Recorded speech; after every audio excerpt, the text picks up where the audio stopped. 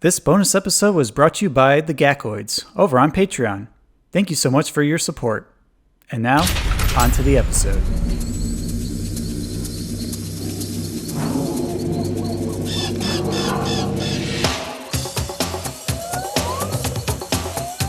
Legends of the Hidden Temple. With your guide, Kirk Hogg. And here he is now! Welcome to Legends of the Hidden Temple. The rooms are filled with lost treasures that are protected by mysterious Mayan temple guards. Only Olmec knows the legend behind each of the treasures in his temple. Which one are we going to hear about today? The legend of the Jewel-Encrusted egg of Catherine the Great. All right, the Jewel-Encrusted egg of Catherine the Great. Which one are we going to hear about today? The legend of the levitating dog leash of Nostradamus. Oh, the levitating dog leash of Nostradamus. Well, the legend is set.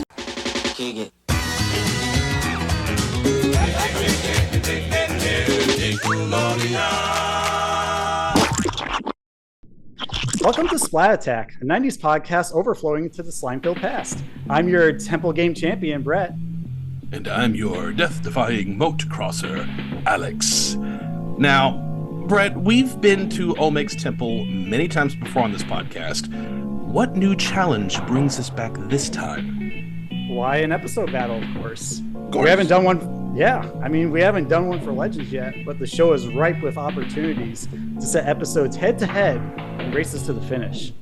Today, we're waging war between the levitating dog leash of Nostradamus and the jewel-encrusted egg of Catherine the Great. And I'll be darned if all of us aren't tongue-tied by the end of this episode by repeating those titles so many times.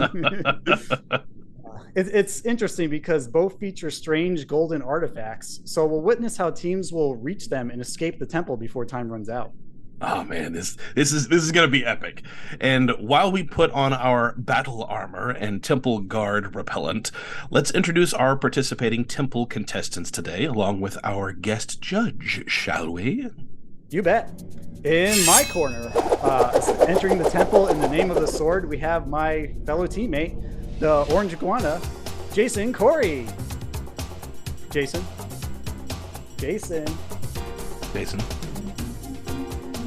Hello. Greetings, temple goers! I'm afraid Jason was tossed back into the temple by a vicious temple guard, never to be seen again. But I thought he was supposed to be on my team for this. This is an episode battle. Come on. I'm afraid not anymore, but according to what Olmec says. Make like a stone and roll with it. Okay, Manny, or rather, Kirk. I guess you're on my team now. I've got an extra pendant of life, so if you can please help me since I'm a jam, that'd be awesome. Of course, almighty Iguana. You have proven yourself worthy, time and time again during Legends, despite your fellow teammates' untimely disqualification. All right, glad I'm still in the game. Woo! Now that that's settled with Manny/Kirk on my side, Alex, who's joining you in your corner? Well, in my corner, back from the Extreme Arena, we have the Rogue Red Jaguar defending the honor of the Shield, Kristin Killer Kirkville Ross. Before we get this twosome temple challenge started, who is our guest judge for today? Well, he is a fellow 90s nostalgia podcaster who's also a big fan of Legends and Nickelodeon in general. He's often nicknamed one of America's favorite siblings, TM, and he holds a lot of fun. He's lots of fun in any slime-filled arena. Legends fans, give it up for Justin of the Cool Kids Club pod. Yeah, let's rock. Now that's the Olmec voice we're looking for. Yeah! Yeah, I'm going to be doing the Olmec voice hopefully most of this podcast. I've been working on it all day. Please do. Great to be here. I'm so excited, guys. Thanks for having me. Yeah, welcome to the show, Justin. And also welcome back to the podcast, Manny and Kristin. How have you all been doing lately? Doing good. Thank you. It's been fantastic. We've had 70-degree weather over here in Pennsylvania, so it's been great. Oh my goodness. It's I'm already jealous. Summer before we got to spring. I know, it's the best feeling in the world. Well, to some people, not to me. I'm more of I a gotcha. cold weather person. Well, welcome to our Temple Games, Justin, Kristin, and Manny. As a first-time guest on a podcast passionate about Legends of the Hidden Temple, how does it feel for you to be here, Justin? Oh gosh, I'm so excited to be here. I've been doing the Cool Kids Club podcast now for about 2 years with my sister, and just really kind of have gotten more and more involved in the kind of nostalgia community online, and really have just sort of realized in the process of doing that podcast that, like, I think my entire childhood revolved around Nickelodeon in one form or another. Like, it was just so omnipresent in my life all around, from Nick Jr. to Nick at Night. And we actually recently did an episode on Nickelodeon game shows and talked a little bit about Legends of the Hidden Temple, one of my all-time favorites, maybe my favorite Nickelodeon game show. Nice. I would say either this or Double Dare. I feel like Double Dare's, classic Nickelodeon. Definitely. Agreed. It's definitely the DNA of the whole Nick community. Right. Yeah, exactly.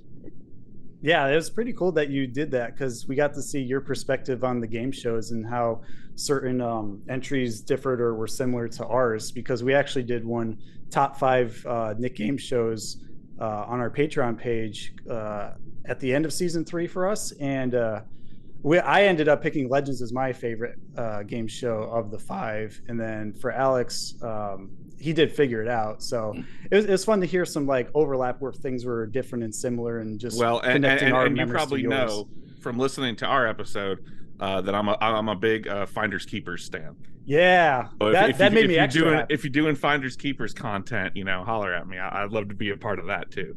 That's kind of like Legends, isn't it? Yeah. Yeah, no, it very much is. Yeah, with the like kind of With the walls, they're the hiding, wall they're and the finding different things. rooms. Yeah, It feels very much like the precursor to Legends with the way their set is set up. And let's look at some of today's rooms. There's our attic of atrocious articles. How about the stinky bathroom, our Finders Keepers classy kitchen? And we're the best read show on TV because today we have the library. The clue is not quite Santa's stockings, but maybe his wife's. You ready to go? Find it. All right. Not quite Santa's stockings, but well, is it this right here? It is for $50. We got it right here. Definitely.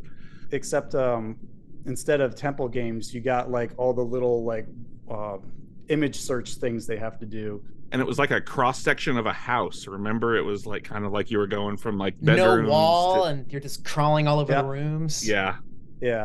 Well, for you Slimesters who, well, no, this is for our Gakoids. For all of you Gakoids who are out there listening, if you've not heard our Forgotten Nick Game Shows episode, go check that one out. We do talk about Finders Keepers at quite a bit of length, especially with Wesley Ure, who was one of the hosts for that show. Mm-hmm. He had a lot of wonderful insight, so check that out. Have listened to that episode. It was fantastic. Oh, glad you enjoyed it. Yeah, we gotta do more Nick Game Shows again and do like episode reviews and just other stuff to really keep it at the forefront so our schedule's balanced. But that's glad to hear you're a Finders Keepers fan as well. Oh yeah, we had the home game and everything. Sweet. Hey, wow. All right. Well, I'm gonna steal your next line, Brett. Go for it. While we're on the subject, and I know, Kristin, we've got a lot of memories from you, so we'll get to. I swear we're gonna get to you in just a moment. But Manny and Justin, growing up, what memories do you have from Legends of the Hidden Temple, and did you remember off the top of your head either of these two episodes before we revisited them? I haven't actually, because I have more of a connection with the first season of the show, because as I was growing up, throughout middle school and high school and even college, there's everybody's been talking about like Legends of the Hidden Temple. I don't know if it's because Nick Gass did a really great job of just preserving that throughout the years, and it's amazing. I feel like the first season, even though Kirk hated that season, I feel like it's such a great one because it's so rough and they're figuring out how things go, and you can see you get to see how some areas are like not perfected yet. And not to snub on Kristin's season 3 is great because everything was like perfected and they actually had like a nice line of things. So it's like, I don't know, I feel like it's a nice you can see like a nice what's that word? Evolution. Yeah. Evolution, yeah. You can see a nice little evolution with the series. Yeah, it's very steady, and I think season 2 finds a nice balance between the two in terms of like the lighting, the revised like set pieces, including like more foliage around the moat and like the just fog. just more of an ambience overall to make it feel like a hidden, forbidden jungle that only a select few can survive in. Justin, what about you? What memories do you have tied to Legends, and did you remember either of these episodes?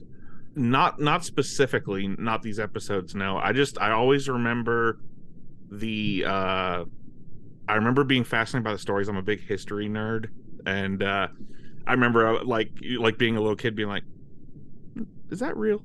Is this golden dog leash thing real?" I'll believe that when my ship turns purple and smells like rainbow sherbet. I want to learn about this. I mean, we're going to go about it more in detail, but I've actually talked about it with my friend Max, who has his own podcast called Relic, the Lost Treasure podcast. We did like a couple of legends to see if they actually held weight in history or not. And one of these does, and one of these may not so much. I'm guessing it's the psychic one that doesn't. But I mean, the dog leash actually floated and made it its way to the temple, so it knew where to go. Everything. Yeah, it's in Google. Like, look it up. It's there. No, I loved Legends of the Hidden Temple. Like it was one of those that just it was constantly on in reruns. Mm-hmm. It was one of the more high concept ones that I just really drawn to those sets and just the whole Indiana Jones type of iconography. It stood out like no other game show to me. It seems like it was like the toughest to beat, right? Mm-hmm. Most definitely. Yeah, probably.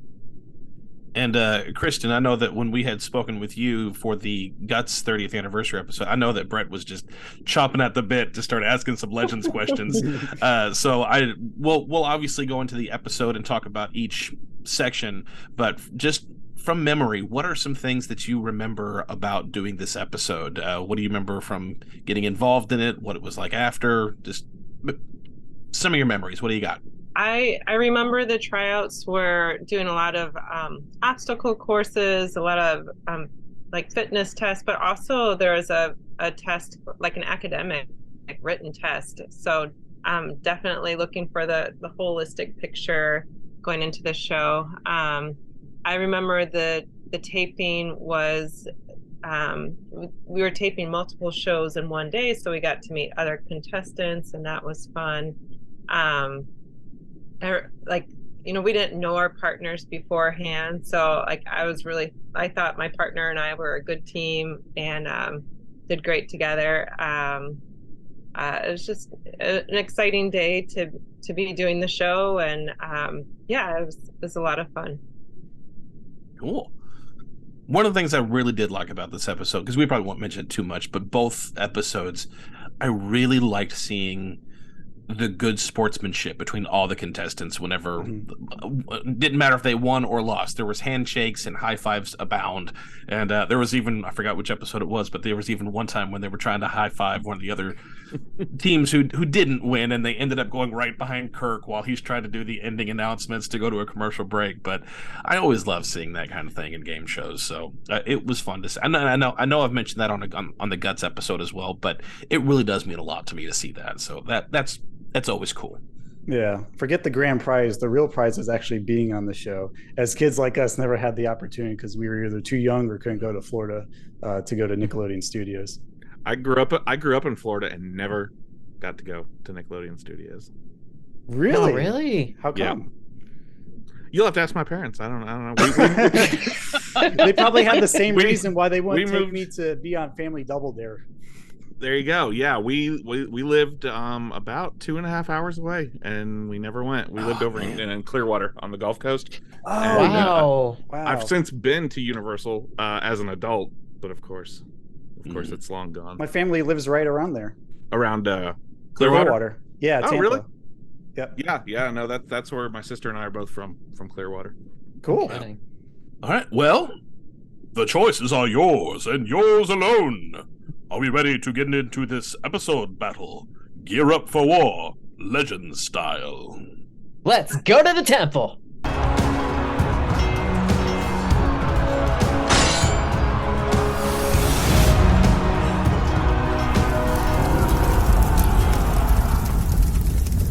Let's rock. All right. Well, we are going to be doing, as we often do for our episode battles, take 2 episodes from the same series. Brett, what episode are you and Manny defending? We are defending the Levitating Dog Leash of Nostradamus, and that is from Season 2, Episode 37, which is Episode 77 overall.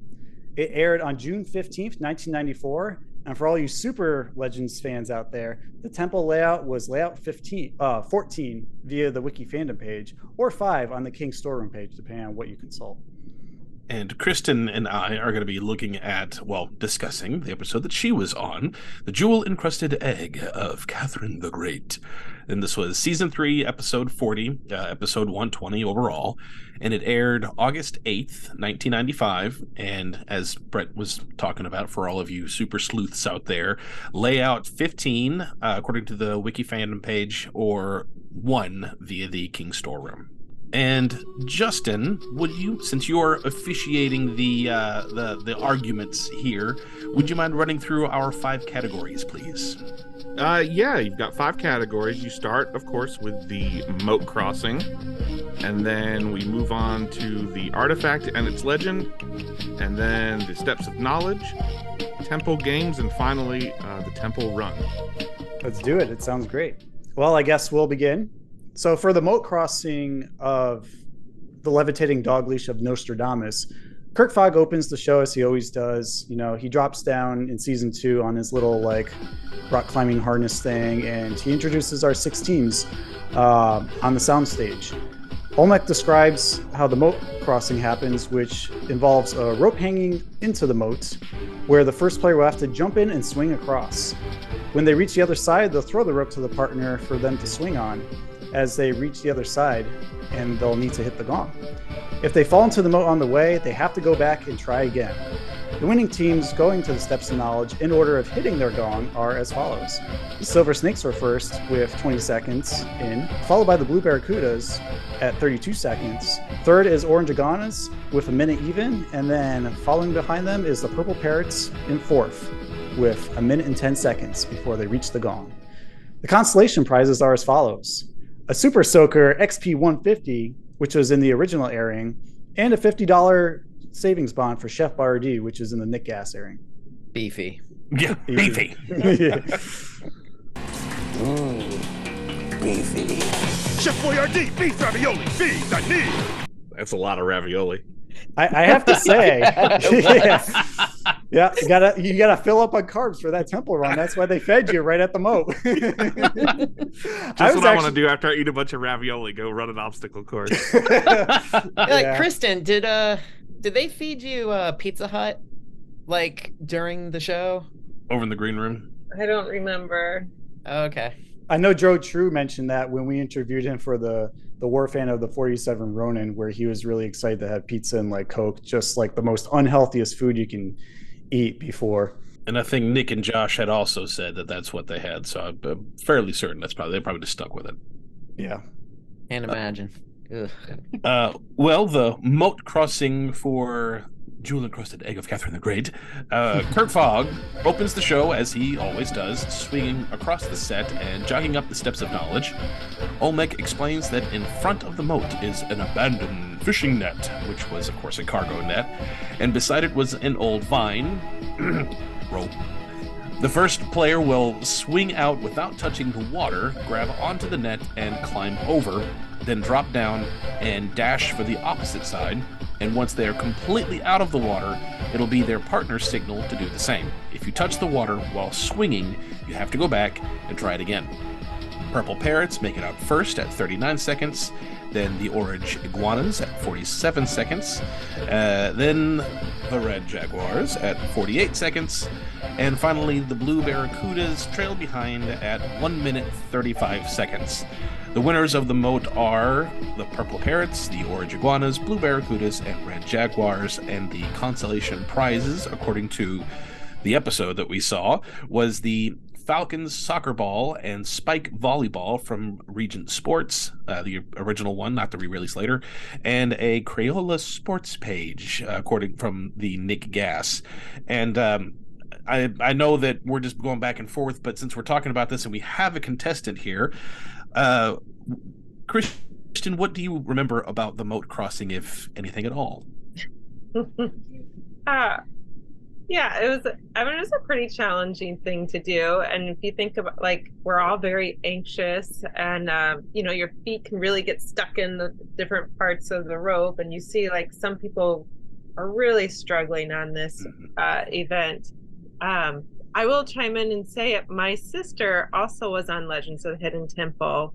Oh, really? And yeah, and her name is Angela, and unfortunately, I don't think her first event was the same as mine. I think she were there different ones, if I remember? Like, I think she was running across on like rocks or something, but I could be wrong. I have to ask her, but she never had a chance to go because her partner the whole time. So yeah, it was a really sad story, but yeah, so you just hope that you get to be the one that gets to go, and if not, that your partner makes it over so you get a chance. But yeah, it can be a challenging first obstacle. I'm sure of it.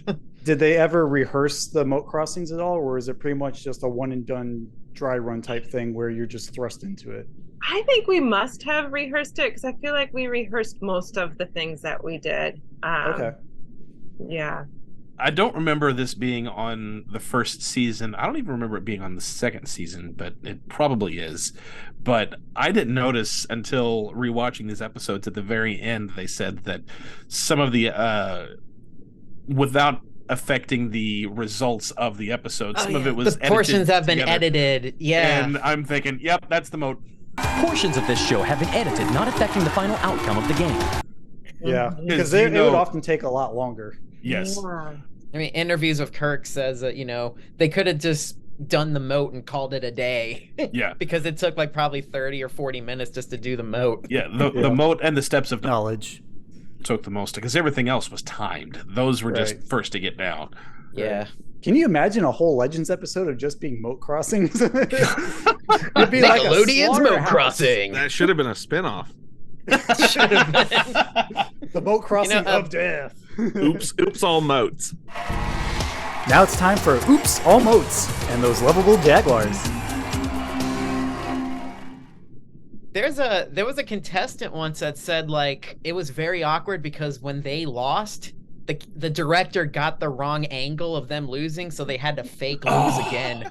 Oh my gosh. That's just weird. rubbing salt in the wound. Yeah, it is. Yeah. Like, seriously. Salt and knife. Well, I guess we'll be moving on to our second category, which is the artifact and the legend. I can read. Go for it, Manny. The artifact and its legend. The camera gradually zooms into Olmec's face as his eyes light up. He begins telling the contestants about the legend. The legend states how Nostradamus had astonishing psychic abilities to predict such events such as the Second World War or the San Francisco earthquake. There was an issue. A page of the Queen of France lost the Queen's hunting dog. Knocking on Nostradamus' door while he was asleep, the page was so nervous to say why he was waking him up.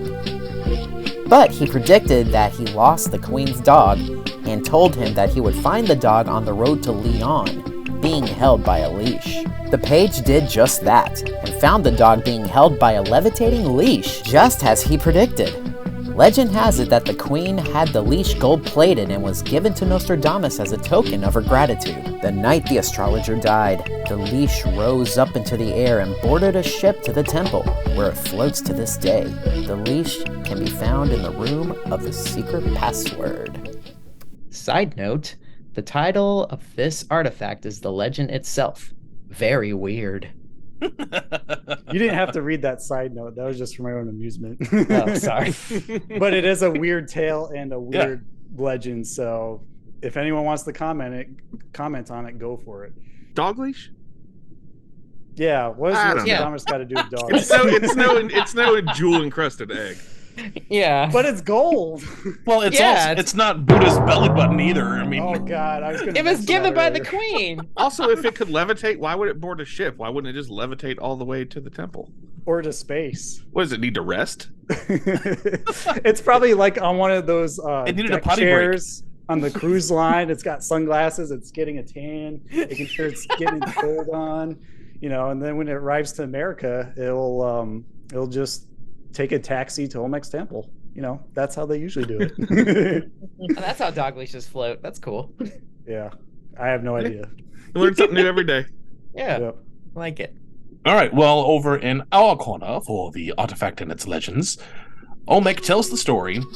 One of the greatest rulers of all time was Catherine the Great, the sardine of Russia. During her reign, she unified all of Russia and conquered Eastern Europe.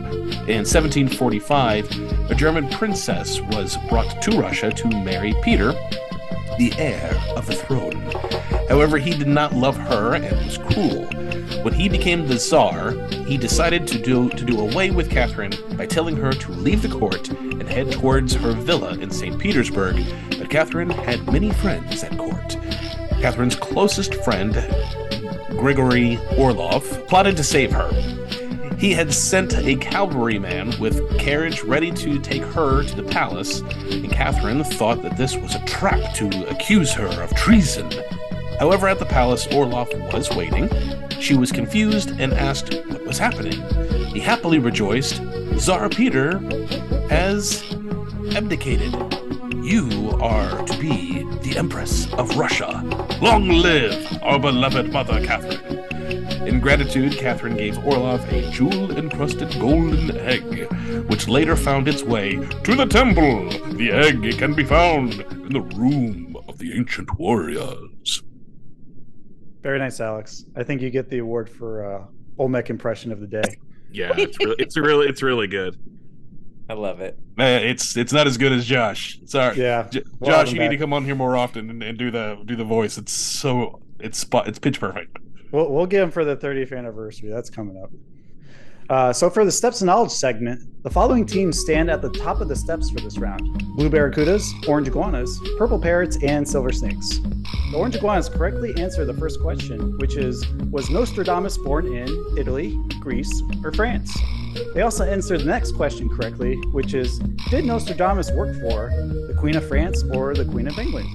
And the Purple Parrots happened to cut through the winning streak to correctly answer 3 questions in a row, which are the following. During an outbreak of which of these diseases did Nostradamus earn fame for tending to the poor when the physicians did not? The answer to that question was the Black Plague, which they got even before Olmec listed the multiple choice answers. The second question they got in a row was Nostradamus predicted events in many people's lives based on the movements of the stars and the planets. Was he A, an astrologer? And they got that one correct before he can rattle off the rest of the options. And finally, the third question they got in a row is, which of these does an astrologer use to foretell a person's life? To which they answered a horoscope. Before the Blue Barracudas or Silver Snakes can get any answers in, the Orange Iguanas answered the next question, which was, Nostradamus gained fame for predicting the future. Was he A, a psychic, which landed them their third and final correct question, advancing them to the bottom of the steps. This was a flat-out domination by both teams. The Steps of Knowledge winners going to the Temple Games are Christopher and Kara of the Purple Parrots and Jason and Elizabeth of the Orange Iguanas. The consolation prizes for the other 2 teams are as follows: Keystone Pocket Flash cameras from the original airing, and $50 savings bond for Ring Pop for the Nick Gas airing. And the Steps of Knowledge for our episode. The following teams stand at the top of the steps for the beginning of the round: Red Jaguars, Blue Barracudas, Orange Iguanas, and Purple Parrots. The Orange Iguanas waste no time answering Olmec's questions. They immediately advance to the Temple Games as the first team by correctly answering the first 3 questions in a row. The questions they got right were, was Catherine the Great's title Sardinia? Tsarina. Oh, yeah. It's like Serena, but with a Z. Yes, I know. Tsarina of Russia. 2, what was or what country was Catherine originally from, which was Germany. And the third question was, what was her royal title in Germany, which the answer was princess. Purple Parrots wedge in with a correct answer when he asks, what was Catherine brought to Russia to? The answer is Mary. But it's no use making progress as the Red Jaguars copy the Orange Iguana strategy and just plow through the rest of the teams, thus securing them the coveted second Temple Games team spot at the bottom of the steps. The questions that they had got correctly were, what was the name of the husband, which was Peter? What was the name of Catherine's best friend, which was Grigory Orlov? And which of these did Grigory Orlov plot? And the answer to that was to make Catherine the Tsarina. The Steps of Knowledge winners are, of course, the Orange Iguanas and the Red Jaguars. Overall, it was a very quick round. At least it was edited that way. I'm hoping it was that way when we pick her right in just a moment. The consolation prizes for the other teams are as follows. The Looney Tunes B-Ball basketball for the SNES original, and an Erector set from the Nick Gas run.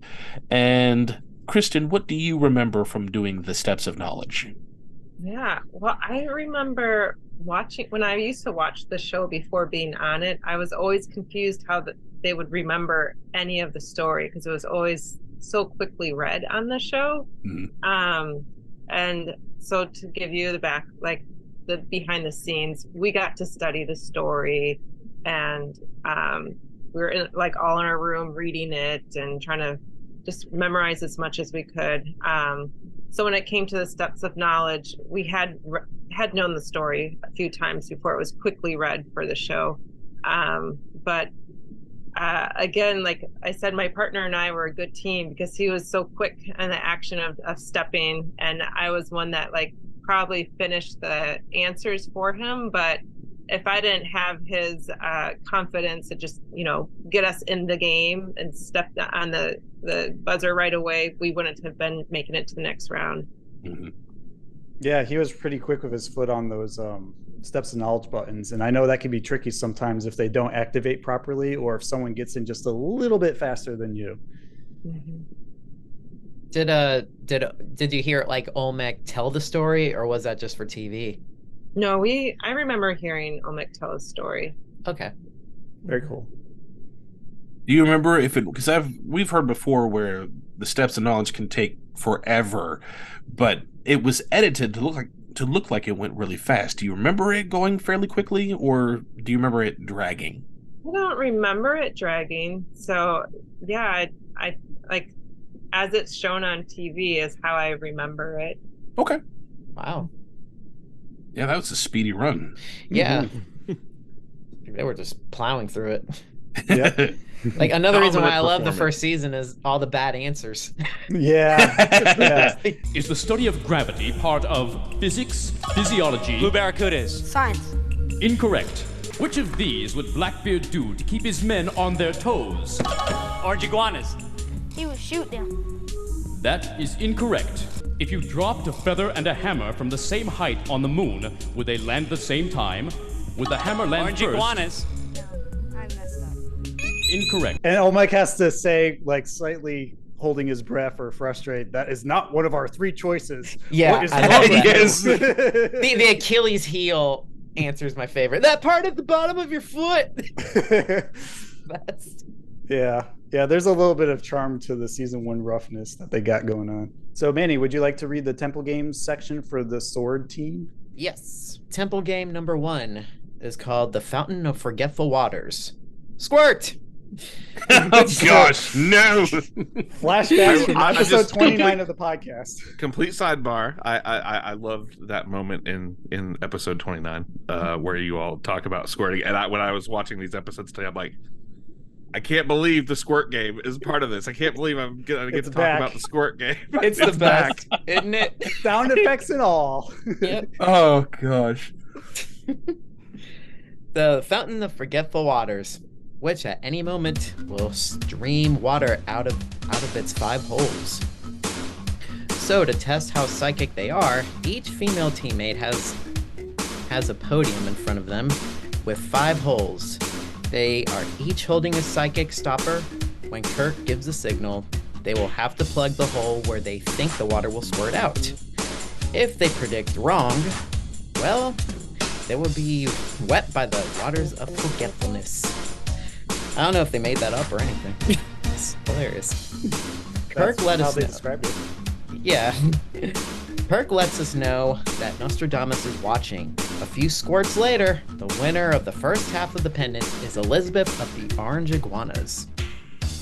Temple game number 2 requires each male teammate to place a star in the sky by leaping up to the ceiling above them with their attached bungee cords, which look very, very short. Their instructions are to grab a star, jump, and hang it into the sky above them. If the star falls off the ceiling at any time, it does not count. The winner of the temple game, number 2, by a long shot, is Chris of the Purple Parrots. So it's all tied up, and they each have half a pendant, and it's up to the final temple game. It's worth a full pendant. Temple game number 3 is called Predetermined Paths, where the player will meet each other in the middle via trapeze, wearing Velcro boots and carrying Velcro balls to pass them to their partner so they can drop them into the basket on the other side. The team with the most balls in their basket at the end of 60 seconds wins. A full pendant of life. Kirk with another quip says that this is like Groundhog's Day. The game is neck and neck, down to the end, and concludes with a tie. One of the spotters ushers a tiebreaker gong, and Kirk orders the team to get their hands on the buzzers and listens to the question carefully. Kirk reads the question, which of these did Nostradamus find for the Queen of France? Orange iguanas ring before they hear the answer. Her lost dog. And they celebrate. They're going to the temple with a pendant and a half. Whoop whoop. Whoop whoop. Well, for the Shield, temple game number 1 was called Matching Art, where the players are going to go through a massive tunnel with holes above for them to pop out of with books, paintings, and sheet music. Each player will crawl underneath, pop up through a hole, grab the artwork, and then go to the next hole. The winners of this game is a tie, 1/2 of a pendant for each team awarded. Kristin, what do you remember about doing this particular temple game? It's just all about luck, really. Mm-hmm. Yeah, there's not much skill in it. Like, you just don't know what was being moved, or yeah.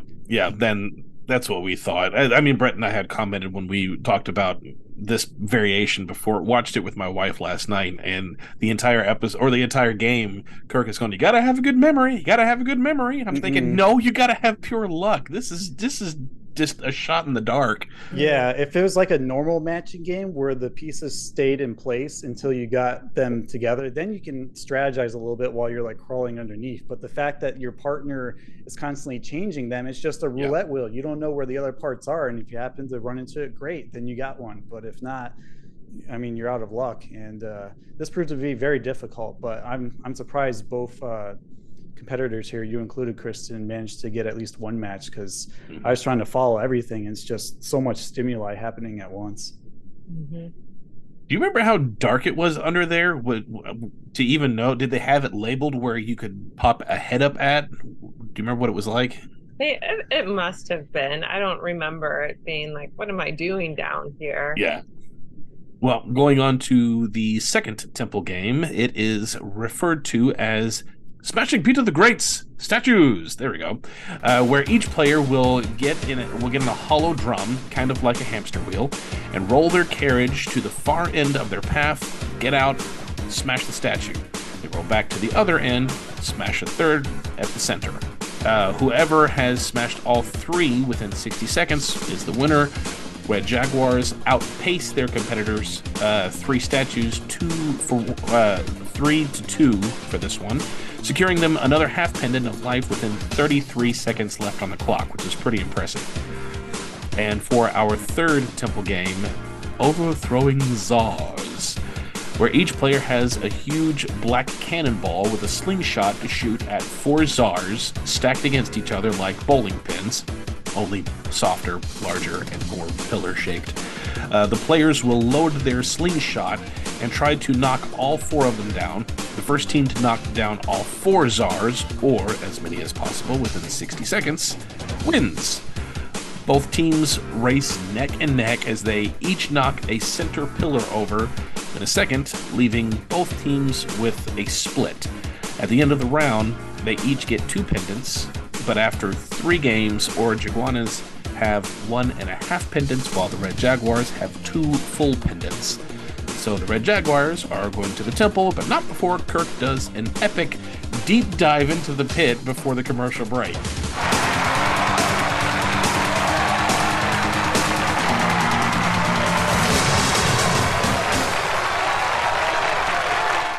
The crew was really having some fun with the camera angles and cut to commercial bumpers in this episode. It was pretty cool. Kristin, what do you remember about the Overthrowing Czars game? Oh, that was a lot of fun.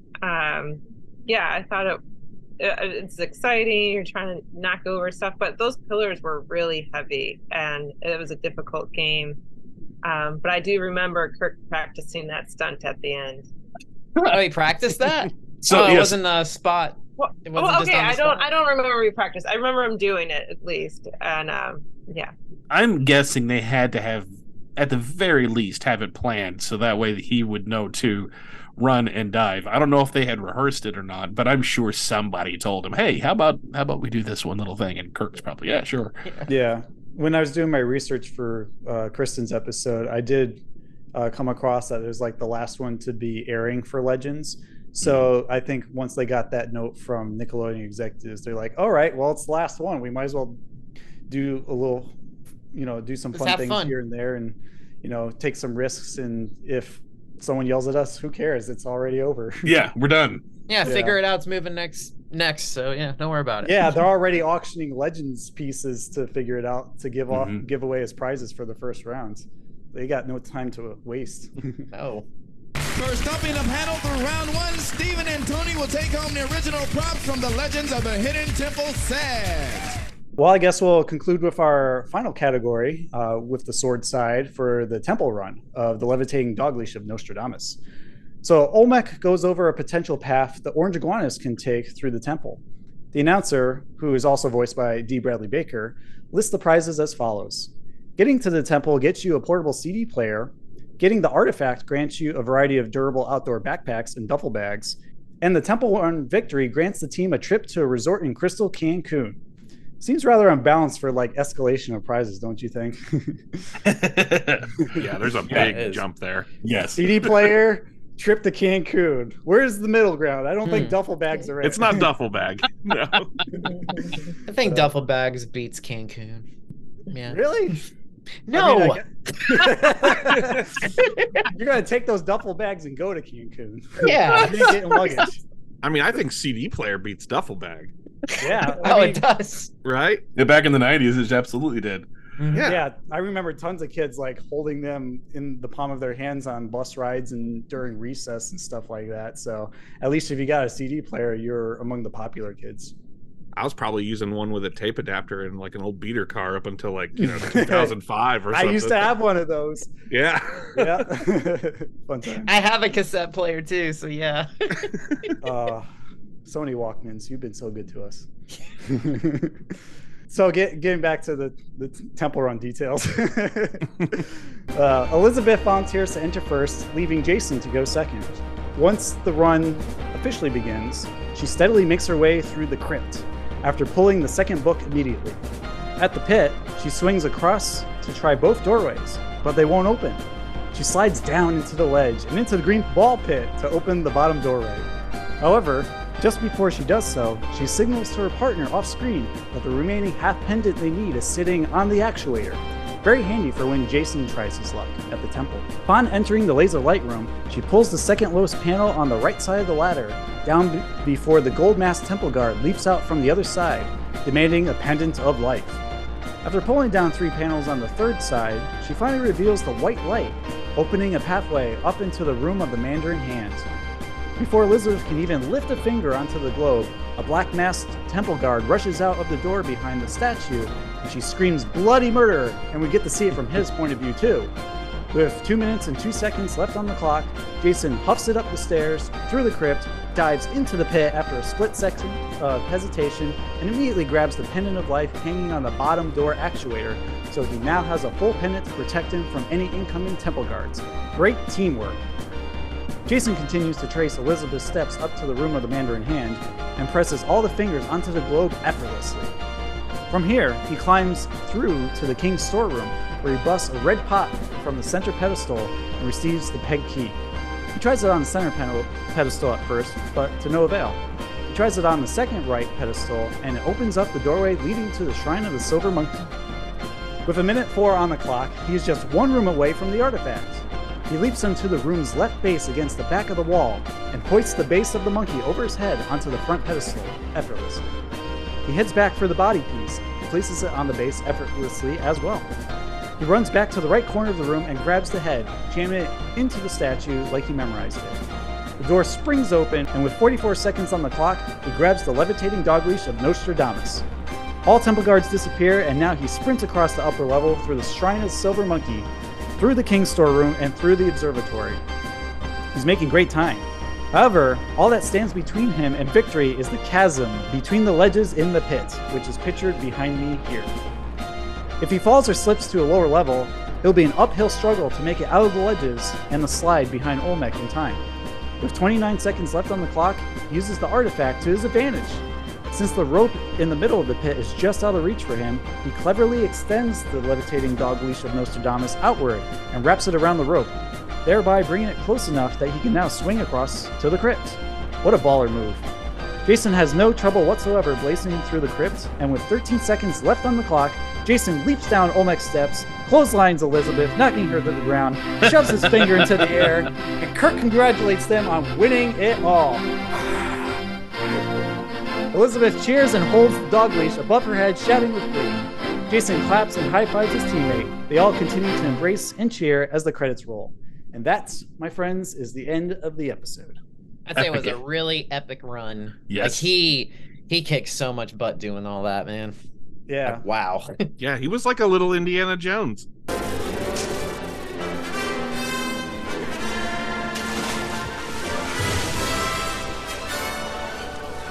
Yeah, it was a lot like that, wasn't it? He was coming up with solutions on the fly. It was awesome.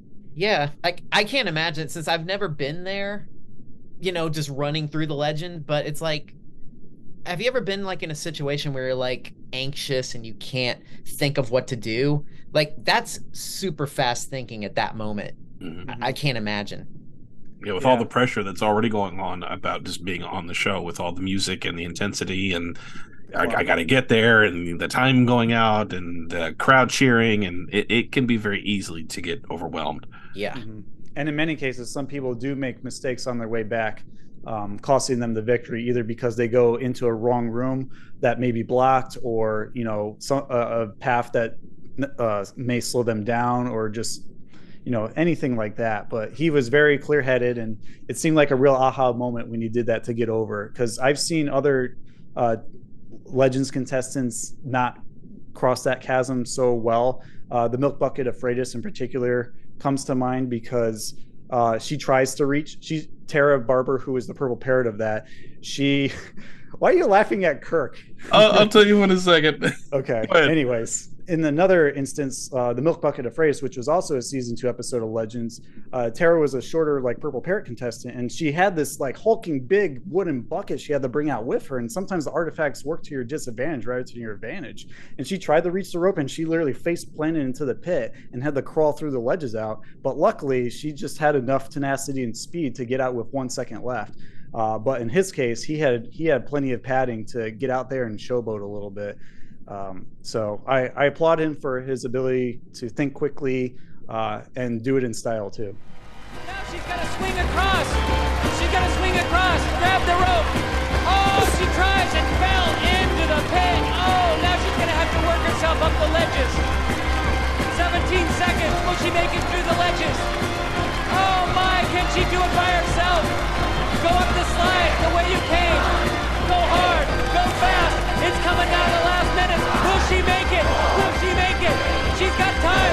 2 seconds. She made it. She made it. Unbelievable. Unbelievable, God. She did it. Can you believe it? Yeah, that was really awesome. I wish he could have been here to tell us about his experience, because I would have loved to have heard him. And if anything ever works out where we can get him back again, because I still want to pick his brain and know what his experience was like. But anyway, for the rest of you who don't know this, this has nothing to do with the episode. But I record these episodes in my bedroom. And there was an episode where Brett and I had done where we were talking about the Tomorrow People, and we had a guest from the show, but he's in Australia. So it was super, super late. And it was at least midnight when we got started with the episode. By the time we were done, it was almost 3 a.m. And my wife had to sleep. And it was a very long day, and it was a very long week. She starts snoring. And I had to constantly mute my microphone. Brett, we have another snorer right now, and it's adorable. And it's so quiet. I wish you could hear it, but Olivia is passed out right over here. Olivia's my cat, and right now I'm hearing. Oh, that's so cute. Which is what I was laughing at. Whenever you were asking why am I laughing at Kirk, and I'm like, haha, yeah, I am right here in front of Kirk. I'm sorry about that, buddy. No,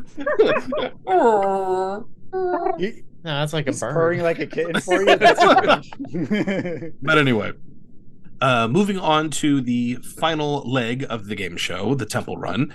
After Olmec's video stock footage of his guide through the temple, Chris decides to go first.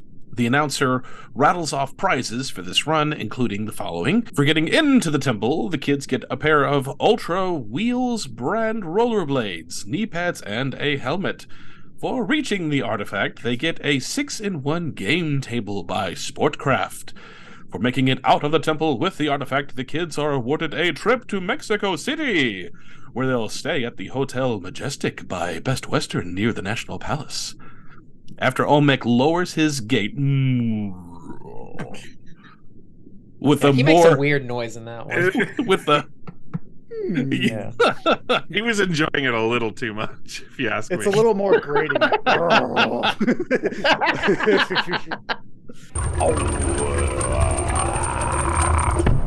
Chris sprints into the temple, slightly disoriented by a temple guard popping out at him immediately in the crypt. He grabs the book of the skeleton on the back right corner of the room and presses on into the pit of despair, knocking the pillar over and heading down into the tomb of the Headless Kings.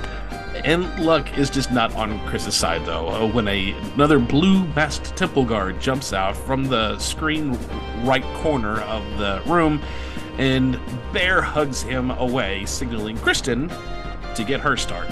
With 2 minutes 26 seconds still on the clock, Kristin has plenty of time to trace Chris's path and make headway towards the room of the ancient warriors. In an incredibly graceful head-first dive, a move that she no doubt learned from Guts, the determined Red Jaguar reaches Chris's stopping point in an impressive 12 seconds. Kristin grabs all of the ropes and places the skull on the screen left skeleton warrior in the room, losing a bit of time, but she continues into the Jester's Court. Once inside, Kristin tries pressing the actuators on the screen right Jester on the wall. No avail. Then she sits on the box in the middle and presses her helmet against the actuators, successfully activating the passageway into the Dark Forest, which I'm very surprised there was no temple guard in this room, because there typically is. In a very clever time-saving move, she bypasses the quicksand bog and the room of the secret password by using the key from the screen left tree to go up the gold door ladder and into the Shrine of the Silver Monkey. Kristin is only one room away, while her partner Chris cheers her on. She had some trouble assembling the monkey at first due to putting the base and body on backwards, but she quickly recovered. And once the monkey head is jammed on, which he always says, you gotta jam the head on, the door unlocks and she dives for the egg, and she books it through the king's storeroom, down into and across the top ledges of the Pit of Despair, straight through the crypt with the egg like a quarterback, and down past Olmec's steps, firmly landing on the ground on the soundstage with a healthy 24 seconds left on the clock. The Red Jaguars have claimed their victory and are both going to Mexico. Kristin shakes Chris's hand while she grips the artifact, catching her breath. At a minute 22:48 seconds, Kirk laughs and playfully bumps Chris on the head with the back of his hand, which I know Brett will put here. Chris and Kristin both hold the egg up, each one with one hand as the credits roll, and the camera sweeps across the hidden temple from various angles and proximities. End of the episode. Kristin, what do you remember about doing the temple run? Yeah. Well, so I do not remember that while we were doing this show, it was going to be the last one to air. Mm-hmm. But I do remember we were guided beforehand, given some tips on what to do, what not to do. And we had, I think, a strategy of like what rooms we were going to go to. And I remember I thought I should go first. And I maybe would have pushed for that if I weren't so afraid of those temple guards. So I let my partner go first. And I don't think he went the route that we were hoping to go. So I think that's why he ran into those two temple guards so quickly, because he just kind of went off the beaten path that we were planning to do.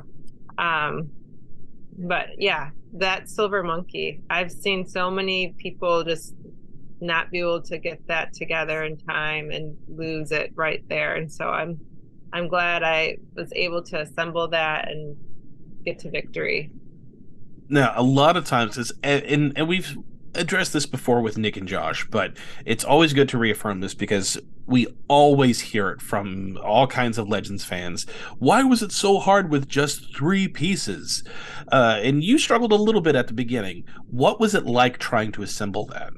Well, the middle piece isn't real obvious which way it should go. I think that was the biggest struggle. Just like, you don't even know like which way is up, down, like once you get it on, what's the front, the back. And yeah, I think, well, yeah. It's a little tough. Oh, Manny. Yeah, because he's got it here to demonstrate. Because I'm sure like with the lights and the crowds and everything, it's really tough to tell. Yeah. It's all painted the same color. Mm-hmm. Yeah, what's that middle? Mm-hmm. Mm-hmm. Do you remember going to Mexico? Oh yeah, that was great. Anything in particular that you remember about that trip? You're not supposed to spit in Mexico. It's illegal. And, really? Yeah, and we were in the hotel right along, like they said, the main plaza. There was a parade, a march or something that happened while we were there, and I have 2 older brothers, and I was really certain they were going to go to jail for spitting at that hotel. Whoa. Wow. Yeah. So you can't drink the water and you can't spit. Yeah. Wow. No, I mean, it was a very informative trip, and I remember we took a tour to the sun and the moon pyramid, the Aztec pyramid. So some good memories were made. I was really happy to go on that trip. Cool. That's great. Mm-hmm. And you went with your whole family? Mm-hmm. Okay. Yeah. That's awesome. That's awesome. Yeah. I have to know a few questions myself that came to mind after seeing this temple run. One is what inspired you to take that massive dive through the pit? Because that was so amazing to see. You just kind of slip in there like, whoop, like you did basic training on guts. Yeah. I don't know. It was instinctual for sure. The look of concentration as she flies through the air and definitely touching both feet. Cool. Well, it definitely worked in your favor. Oh yeah.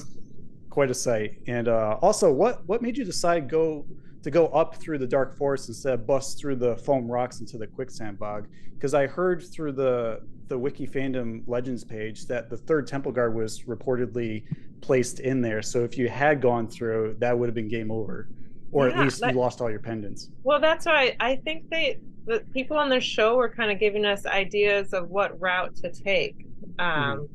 That's my memory of it, and that's why I was like, my partner kind of messed up like the suggested route, which is why I think he ran into those Temple Guards right away. Yeah. So yeah, that's my memory. Is like people were kind of telling us, oh, it might be better to go this way or that way. I don't remember it was like a set plan, like you should do this, but there's kind of some encouragement on routes to take. Find the key, bust through the wall, maybe, who knows? Yes, she's heading up in the Shrine of the Silver Monkey. Yeah. So it's like they told you, but not really telling you? I don't remember it being like, okay, yeah, this is exactly what we should do, but maybe there's like, it might be easier to do this or that, or I don't know. I just remember some slight coaching. Yeah. Some tips. That's cool. Go ahead, Brett. I was going to say one last thing that I have to add about this is that it's still a very graceful Red Jaguar victory. It's one of the more successful ones, right up there with like the Ivory Hunting Horn of Rolling, which I remember vividly of having a minute 15 on the clock, and then of course the cheap shot everyone knows of the Mask of Shaka Zulu from season 1, where the guy went into the Tomb of the Ancient Kings when he wasn't supposed to, got the mask and got out.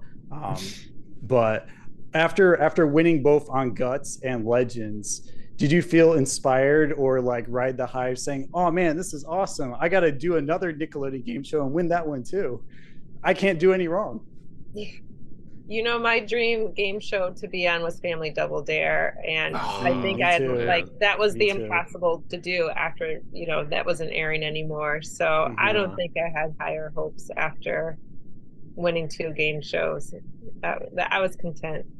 If only Family Double Dare like lasted one more year, because I think they ended in '94, then I think you would have had a chance.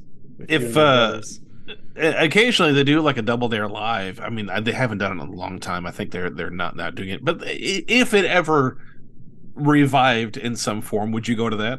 Oh yeah, definitely. And when we had spoke with you previously, you said that your boys had watched Guts. Did you show them this episode? Yes, but not recently. It's been a while since they've watched this one. And just because it was cool, I watched these last night with my wife because she's always we watched a show and then I said, I want to watch these 2 shows before we go to bed, and she was, well, what for? Well, for the episode. Oh, okay. And she loved Legends, so we start to watch your episode, and she's going, okay, now which one is she? Who's the one that you're interviewing? I said, it's Kristin. That's then popped up. That's her. Oh, okay. So the whole episode.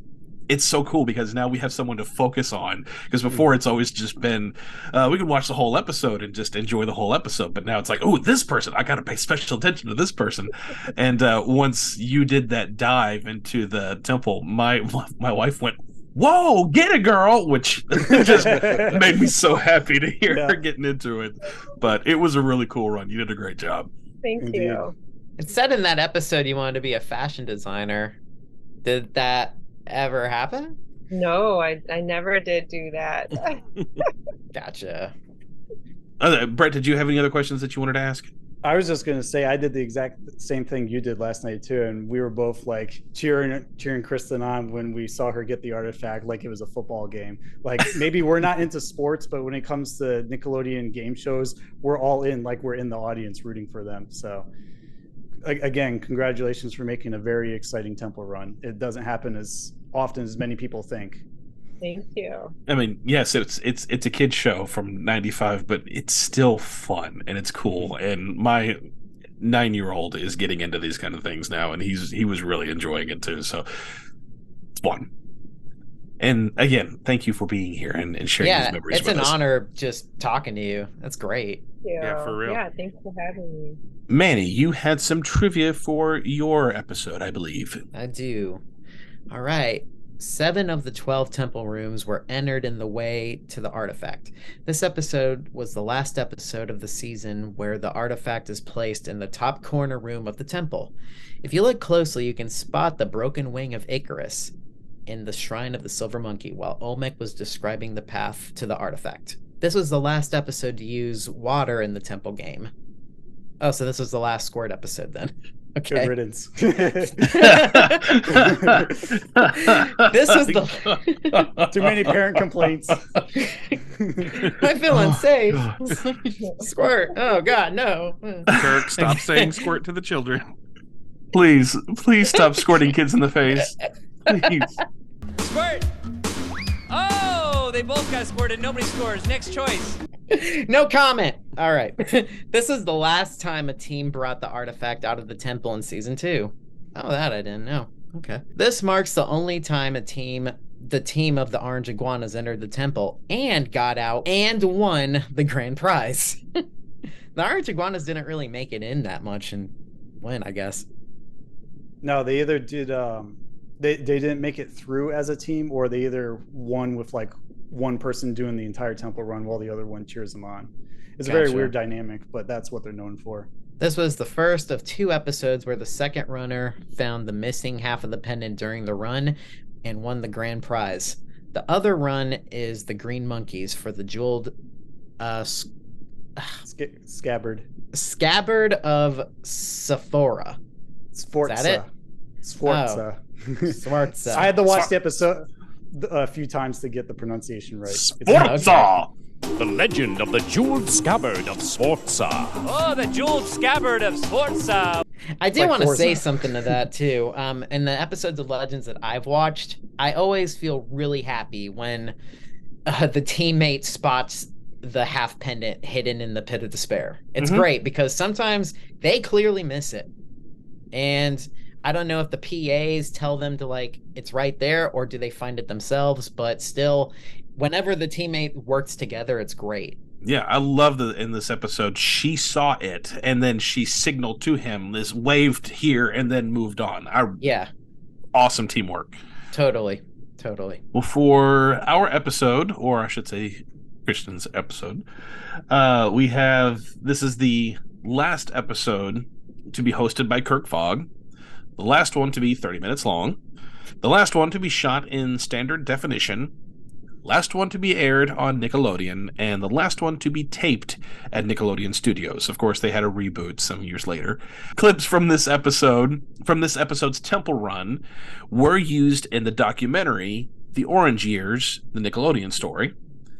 And this is the final episode of the original 3-season run, which, of course, we had the reboot, which is considered to be the 4th season of the series. All right. Well, it looks like we need to catch our breath after so many temple games and physical challenges, more than you can shake a stick at in Family Double there. So when we come back from our commercial break, we're going to gear up for the final verdict of Justin to see which episode wins this battle. And then we're going to do some episode ratings and then a really fun Legends themed trivia game. So don't go anywhere. Stay tuned. Don't go anywhere, Legends Gakoids. We'll be right back here on Nickelodeon. I mean, Splat Attack. Same difference. Yeah. Don't go far, cause Legends of the Hidden Temple will continue right after this.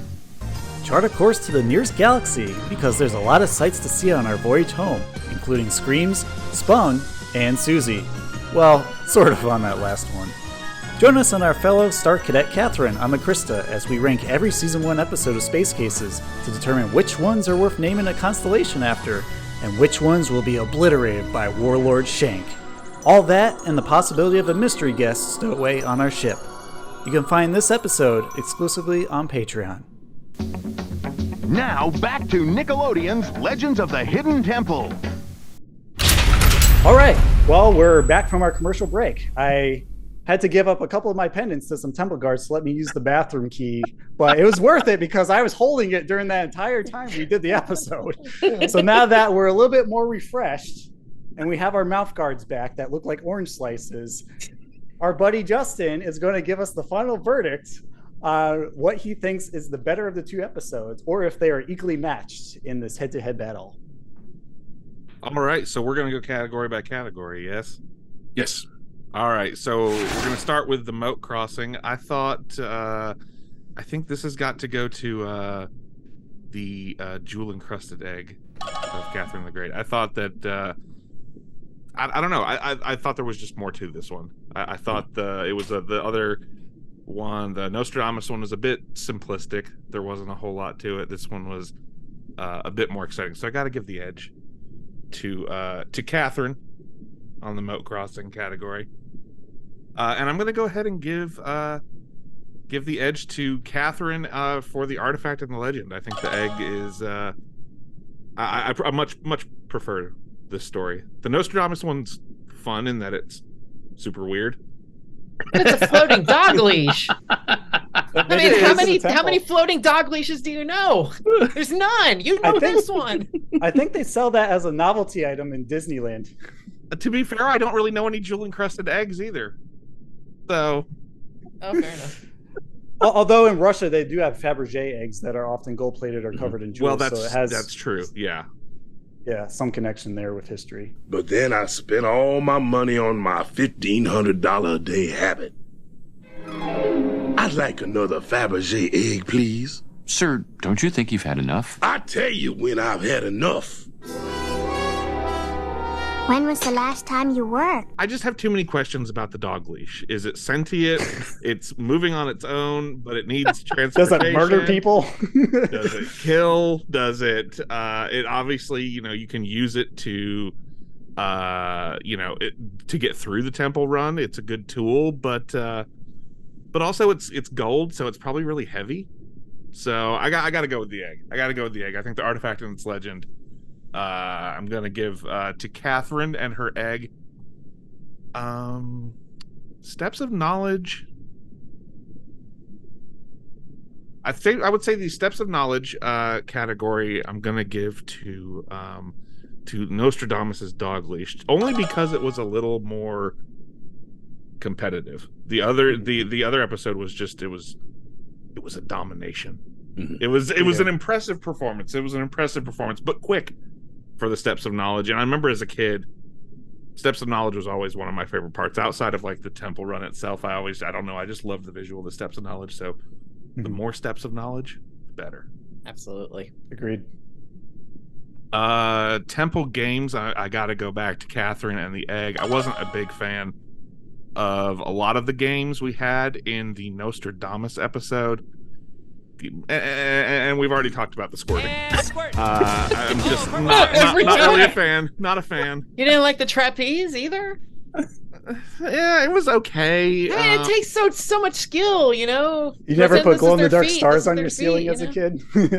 No, I didn't, but my sister did. It's the same thing. I just can't get past the squirting one. I don't think I don't know, for whatever reason, I don't know, water games they're not my favorite Legends of the Hidden Temple. No, they're very messy and cumbersome, and it's just a struggle for everyone involved. Yeah, I get you. Like I mean, if we're talking Wild and Crazy Kids, or something, I might be a little more open to water games. But I mean, I don't know, Legends of the Hidden Temple doesn't it seemed out of place. It does seem out of place, and I'm glad that they quit doing it because it was a little weird. So I got to go with Catherine on that one as well. And I mean, I cannot not give the temple run to the episode with our fantastic guest today. It was an incredible performance. With all due respect to what's his name, Jason. Mm-hmm. I believe, for his use of the leash. It was an impressive, both very impressive runs, and very satisfying to watch. But I gotta go with Kristin's run. It was fantastic, and I did not know until I watched the episodes today and then got reading over the notes. I didn't realize that this was the last original one that aired. Mm-hmm. So a good note to go out on, I think. Agreed. A really impressive. I don't know. The episode, Kristin's episode, just really, it flowed well. Yes, I thought it had a good, solid story, easy to understand, a cool artifact, and like the physical elements of it were really good too. Like the trivia was just, there wasn't a whole lot of back and forth with the trivia, but like the physical elements, the obstacle course, was, I thought, really, really well done and really entertaining in this episode.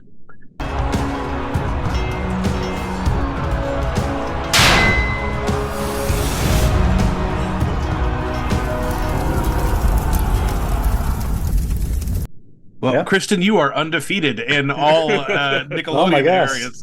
Maybe you're not. Maybe you're not on Family Double there, but you won on Splat Attack. So congratulations! Add that to your trophy wall. Yeah, the score is officially Nostradamus 1, Catherine the Great 4. So you won our first Legends episode battle. Woohoo! Well, now that that's over with, and we can head back home from the battlefield. What do you guys want to rate each of these episodes? We'll start with the Levitating Dog Leash of Nostradamus. What do you guys want to give it? And Kristin, just the way that we rate our episodes is kind of like a report card, A through F, and then we have like 3 tiers above it: S, double S, and triple S. So you can feel free to do whichever you like. Manny, what do you rate Levitating Dog Leash? I gave it a double S. It felt like such a really perfect Legends episode, and season 2 has like a certain magic to it. I feel like that's where they honed in like their style, and just like I said earlier about the evolution of the show, I feel like they really got their footing with this, minus the squirt game, of course. But other than that, I feel like they sort of know what they're doing, and it just high octane energy, and it was just a perfect episode to watch over and over again, really. Yeah. Alex? I will give it an S. I would give it a double S if it didn't have the squirt game in it. That's really the only downfall to this episode with me. I'm not a big Legends person, and by that I mean hearing the legend is not quite my thing. And the Steps of Knowledge is not quite my thing either. I'm much more the physical challenge person. And I liked most of what they did here. And the temple run was fantastic. Jason's run was uber impressive. But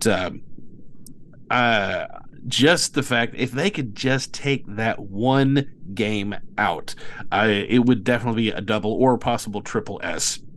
But that's down that much, huh? Really? That much, huh?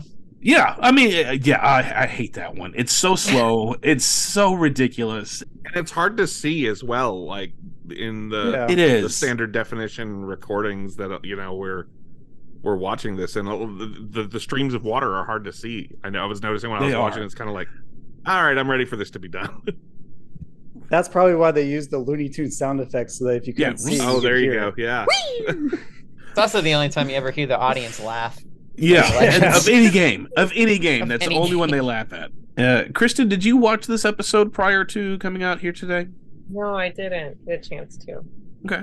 Do you want to rate it based on what we called it, or do you just want to? I'm going to go with my partner and say an S. Okay. Splatterific. Justin? I'm going to go Splatterific as well. I'm going to go with S. I honestly pretty much mirror everything Alex said. Like, just it's the squirt game, man. It takes it down a notch or two for me. I dislike it. And the story and artifact are just okay. So like them a lot, but not compared to the other episode we were watching.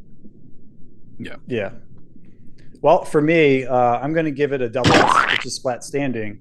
And the reason why I bump it up from an S is because of that defining moment of the temple run when Jason takes the leash and wraps it around the rope and swings across to ensure the victory. If he didn't do that, if he just fell in the pit or went the lower route, I don't even think he would have been able to get out in time, or maybe only have 1 or 2 seconds left on the clock. So it was very good strategizing with a lot of pressure under him, and he worked really well with his teammates. So I appreciate them actually coordinating and communicating, because sometimes Legends contestants, because they're randomly paired together, are just a hot mess when it comes to the temple run. But these two knew exactly what they were doing, and signaled each other when they needed to and when to go when the other one was taken out. Also with you on the squirt game. It pains me that we have to mention it that many times on this episode and in episode 29, but it's the elephant in the room. So we all know why it's weighing everything down. I think the dog leash is very strange. I hate how it's a totally BS legend. It doesn't hold water with the real Nostradamus. Squirt. His backgrounds. But yeah, double S. It's great, but it's not perfect for reasons we've mentioned. So for the Jewel-Encrusted Egg of Catherine the Great, what do we want to rate this? We can go in the same order as we did for the other one. Manny? I give this a double S as well. Sorry, it's a tie. I really feel like, being that this was the last one, I feel like it's a good way that it all went out. The Moat Crossing was really good. Olmec's design is more unique in this season too, as well. And in the background of the Steps of Knowledge, it's a little detail, but you can see like all the teams in the back with like torches or whatever. Yeah, it's really cool, like all the logos and stuff. Yep, on top. I'm not a big fan of the ticking though, like the ticking at the Steps of Knowledge. I'm not a big fan of that. But overall, I feel like it was a really comfortable episode, and especially with Kristin's run at the end, that was just unbelievable. I mean, what a way to be the anchor. Because, I mean, I feel bad for your partner because it's like he didn't even have a chance, unfortunately. But great way to go, and just bravo. Great episode. I echo that sentiment. I also give it a double S. The only reason I don't give it a triple S is because of the game that Kristin had to play.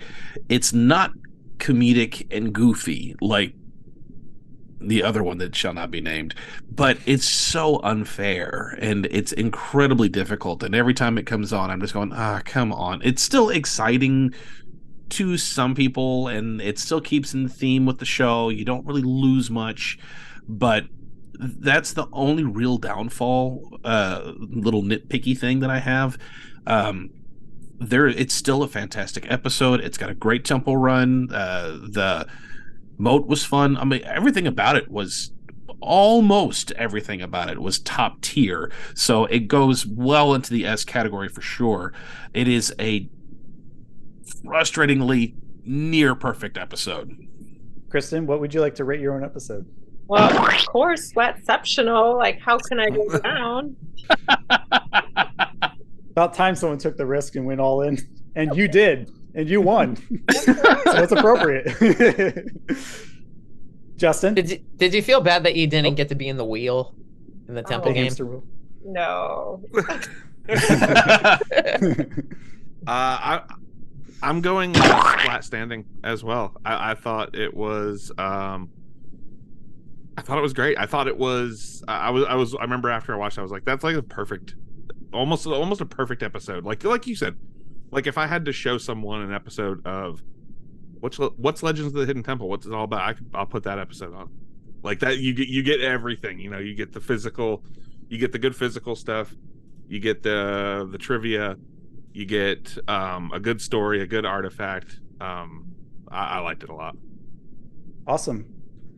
Well, I doubled back on my rating because I lowered it and then raised it again. But I'm going to give this a triple S because it's well deserved for Kristin pulling the weight of the episode and saving the day, and also tying Legends of the Hidden Temple, the first 3 seasons, in a bow. Loved the temple games, loved the moat, loved the ambience of the season 3 sets. I like how the legend actually is connected to real elements of history. I don't know how deeply it is related to actual Catherine the Great, but it felt much more legitimate than the Nostradamus one. The artifact looks great. It's easy to see. The temple run, as we said before, was just stellar. Maybe a little bit unbalanced because Kristin didn't get a chance to shine, but obviously you know what you were doing. You thought fast on your feet, and you got out with plenty of time left. So, gotta give credit where credit is due. Triple S. Alrighty. Well, with that being said, we are going to go into our Legends edition of Think Fast to Make the Grade.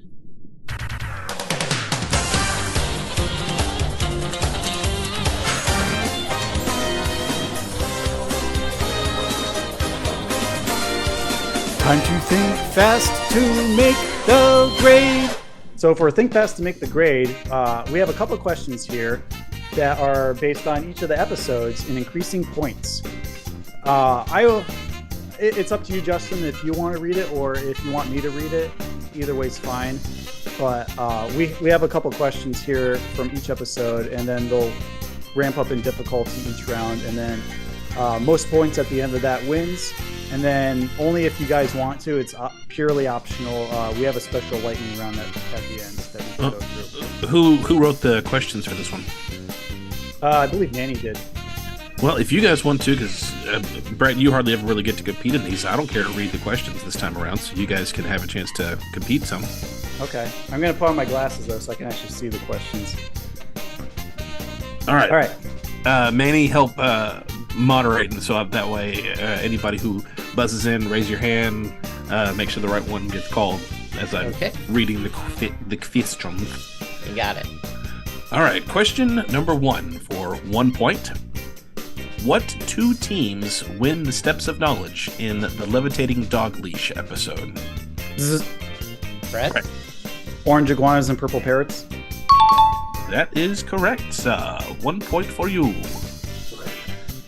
Question number 2 for 1 point.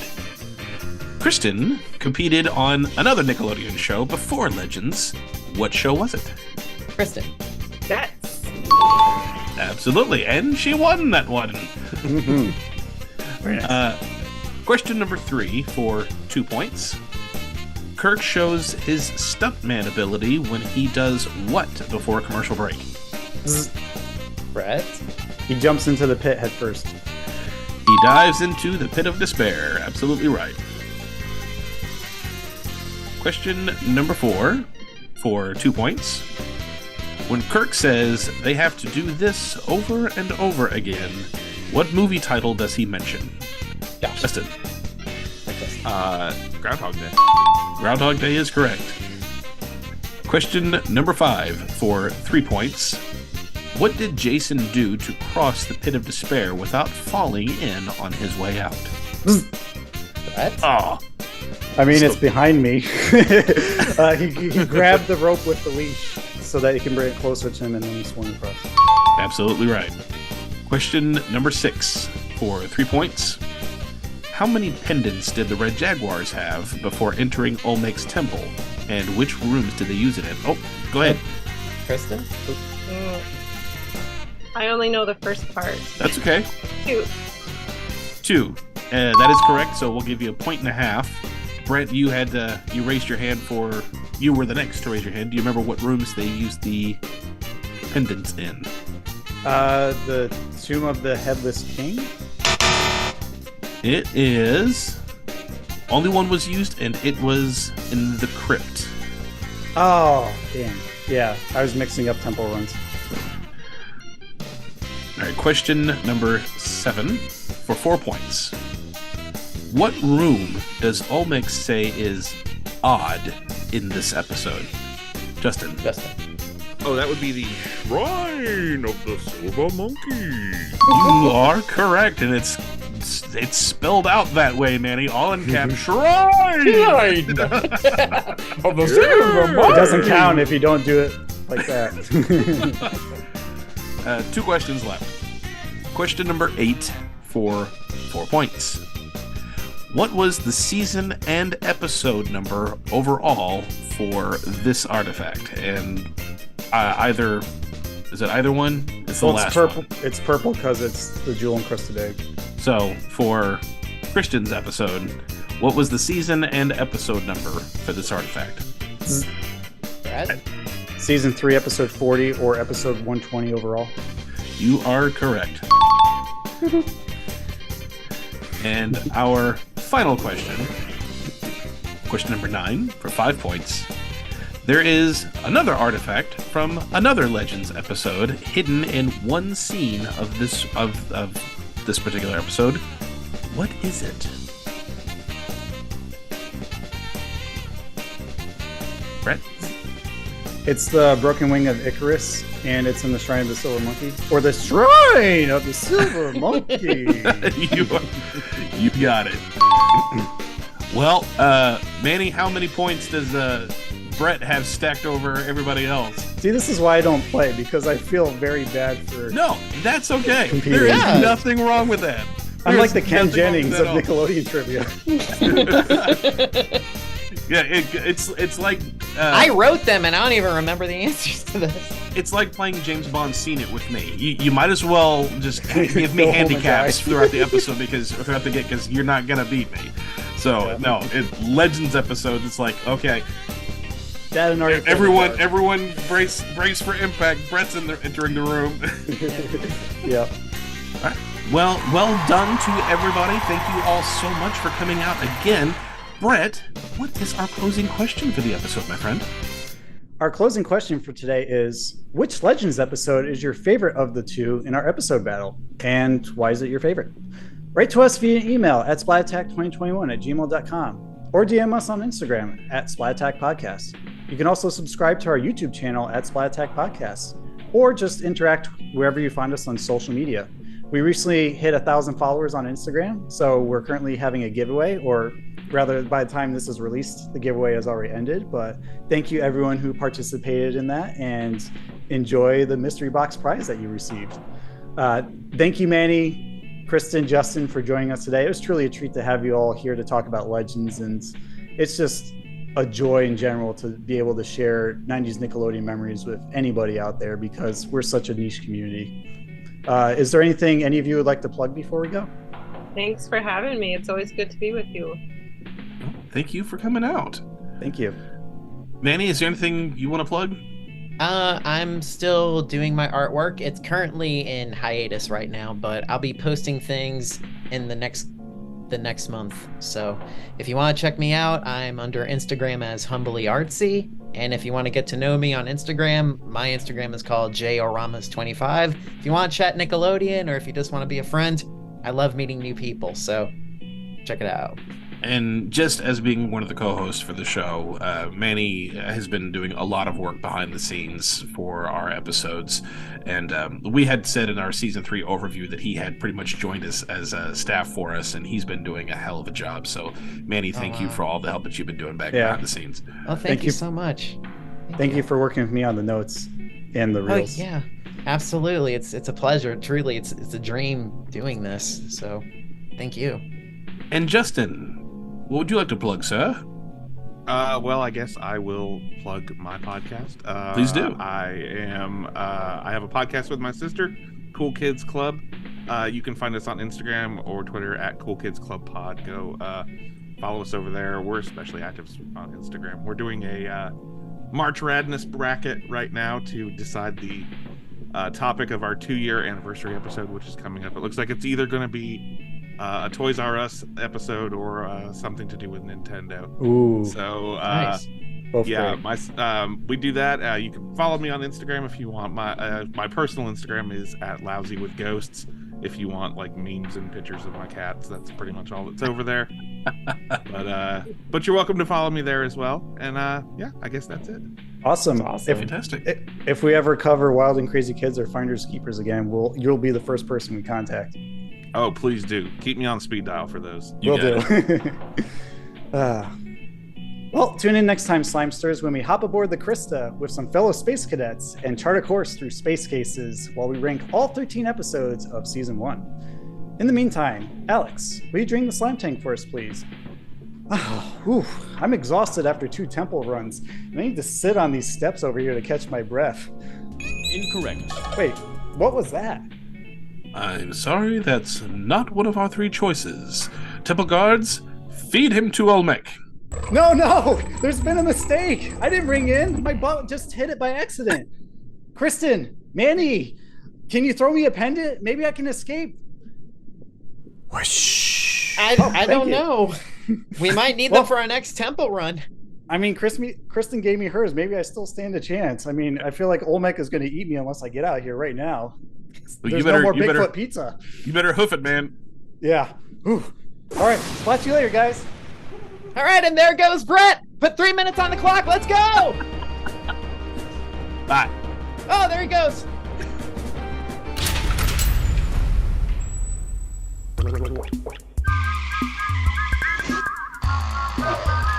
theme song and roll the credits. I reckon it's time for me to go. I'm glad that's over. Now for a peaceful night's sleep. Well, that does it for now. Yeah, we gotta catch a train. Since I'm going home, you can't my arts and crafts project. It's a tweezer holder. Alright, guys. Let's go fly. How long have we been away? See you soon. Thanks for watching. Bye-bye. Lean out. Grab the lead. Grab the rope. Kenny, hold on. Good job. He made it across. Oh, she's screaming. He's gonna make it. She's got the egg. She's gonna make it. She's got it. Yes, she got it. She's got it.